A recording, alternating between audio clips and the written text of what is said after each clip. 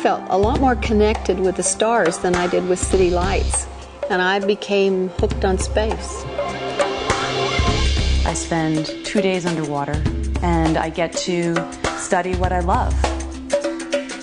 If we want technology design that is good for the world, we need to have women there. Technology is always changing, it's always reinventing itself. And this is something that girls really can do.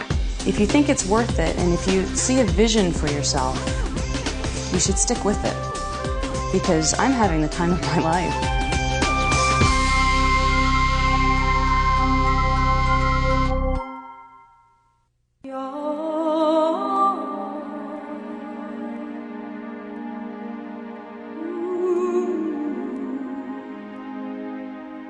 My name is Bonnie J. Dunbar, and I'm an engineer and an astronaut. It's not hard for me to remember when I started connecting with space, because it just became such a part and fabric of my life. I had this image of being the captain of my own spaceship. I'm often asked, well, you're an astronaut and you grew up on a ranch, how'd the two get together? Well, it's not unusual for many rural kids to become astronauts, because I felt a lot more connected with the stars than I did with city lights. You know, at night, if you walked out, you could see the Milky Way. When Sputnik was launched, I was 8 or 9 years old, and my parents took me out to look for it, because that was a big event. It really transformed the last half of the 20th century, and I became hooked on space. My name is Kelly Rankin, and I'm a research assistant professor at Stevens Institute of Technology, and my field is coastal engineering.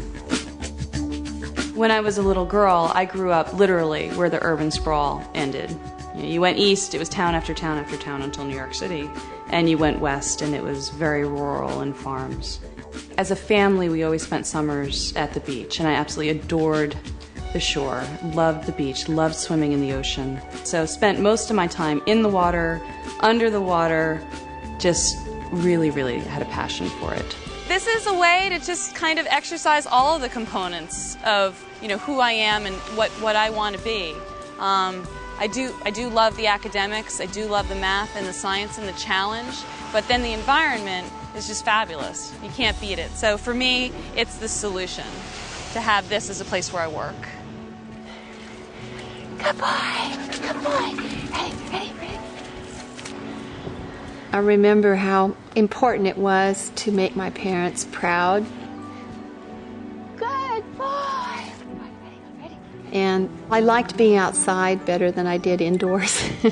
And so although I learned to sew and I learned to cook, I would rather be out riding my horse or raising my steers or on the tractor with my father.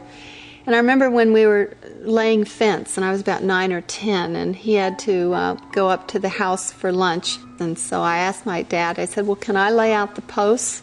Because I knew I couldn't dig the holes. And he said, okay, we'll just pace them out.